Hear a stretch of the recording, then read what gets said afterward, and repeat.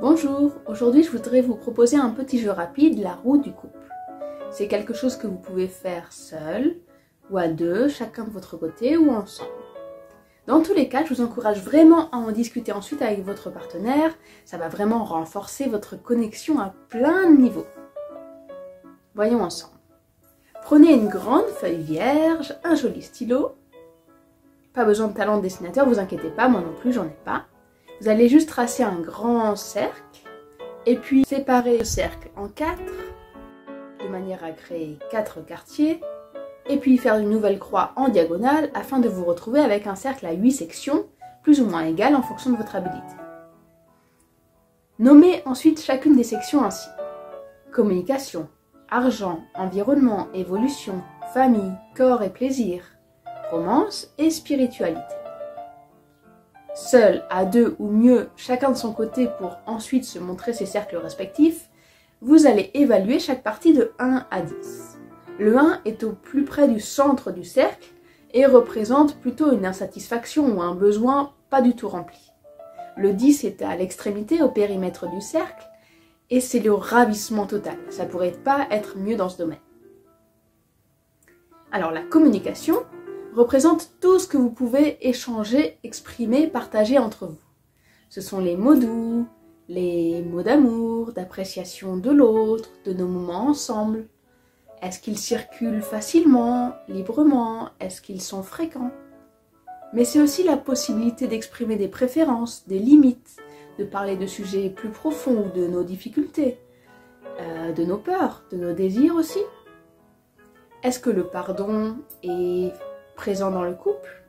Est-ce que vous connaissez les mots qui font du bien à l'autre? Et petit indice, ce sera sûrement pas les mêmes que les vôtres. L'argent va venir questionner les accords, même tacites et implicites, que vous avez entre vous.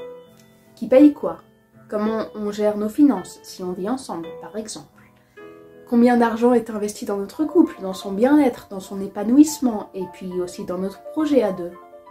Peut-on parler d'argent ensemble ou est-ce tabou?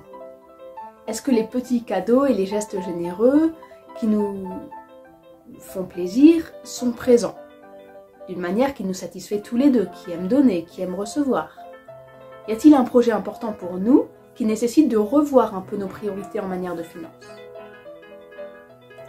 Votre environnement dans le couple est très important. Comment sont les espaces où évolue votre amour? Quels sont les endroits où vous partagez une connivence, une douceur, une intimité, des moments d'amusement, des discussions? Votre chambre est-elle propice à la connexion, sans écran ni distraction constante? Avez-vous d'autres endroits privilégiés pour vous connecter l'un à l'autre? Un petit parc ou une balade faite fréquemment ensemble? Et si vous vivez ensemble, le rangement et le ménage sont-ils des sujets fluides? Et les tâches sont-elles partagées de manière satisfaisante pour les deux, afin que l'harmonie de vivre dans un endroit propre où l'énergie circule bien permette le développement de votre amour? Mais aussi l'environnement questionne votre besoin de coin juste pour vous. Un endroit à vous, chacun son espace, avec ses affaires, pour mieux se retrouver ensuite. Votre évolution dans le couple, c'est le chemin de vie. C'est grandir côte à côte, cheminer main dans la main.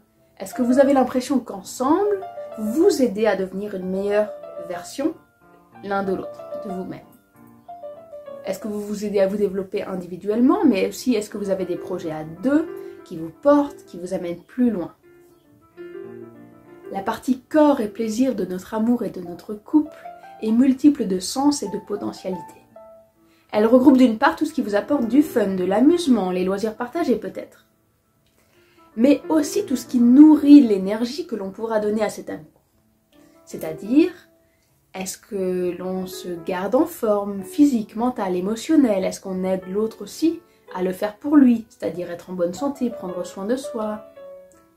Et bien sûr aussi, c'est une grande source de joie en amour, la sexualité et la sensualité partagées ensemble. Mais aussi le toucher intime, doux, aimant, les câlins, les baisers. Est-ce que vous nourrissez la vitalité érotique et affective dans votre couple? La famille est à comprendre au sens large. Alors oui, bien sûr, si vous avez des enfants dont vous vous occupez ensemble, Est-ce que votre dynamique familiale vous correspond, vous convient? Si vous n'en avez pas, est-ce que vous êtes sur la même longueur d'onde sur le fait d'en avoir ou pas plus tard? Et qu'en est-il de la famille que vous vous créez ensemble? Les amis communs, la famille élargie, les communautés de quartier, de boulot, d'associations, de loisirs. Trouvez-vous à deux une inclusion et une appartenance dans des cercles et une tribu choisie plus vastes.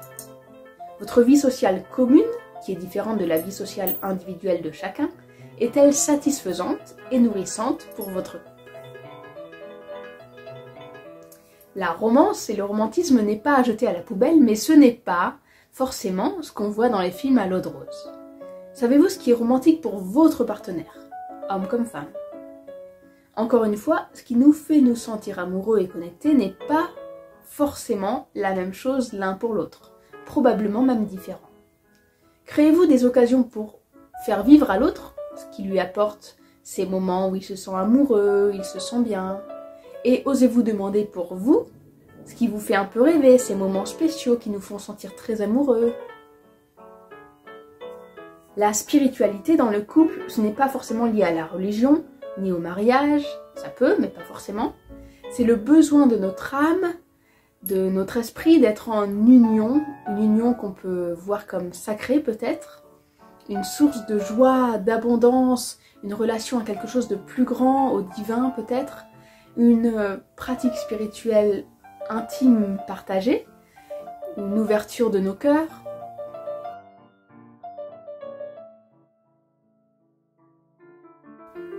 Évaluez donc les 8 catégories, puis reliez-les ensuite, les 8e de cercle, comme dans l'exemple donné, un exemple au hasard, afin d'estimer au premier coup d'œil où est-ce que votre couple cartonne et où est-ce qu'il aurait besoin d'un petit coup de boost. Et puis, seul ou ensemble, posez-vous les questions suivantes. Qu'est-ce qui ressort de votre roue? Quels sont les 2 scores les plus élevés et les 2 scores les plus faibles? Et pourquoi avez-vous donné ces numéros-là? Quelle partie de votre roue êtes-vous le plus motivé à booster? Et à quoi ressemblerait un 10 dans cette catégorie? C'est là où j'interviens en général pour mes clients, en essayant de déballer et d'examiner ce qui a besoin de se rééquilibrer ou d'être nourri. Qu'est-ce que vous voulez idéalement et qu'est-ce qui vous empêche d'y être? Posez-vous ces questions. Si vous voulez aller plus loin, vous pouvez renommer chaque catégorie pour créer votre roue idéale, personnalisée, la décorer peut-être, et puis la partager avec votre partenaire, voire en construire une à 2. Et n'hésitez pas à me la partager, à me l'envoyer si vous avez envie, j'adorerais la voir. À bientôt!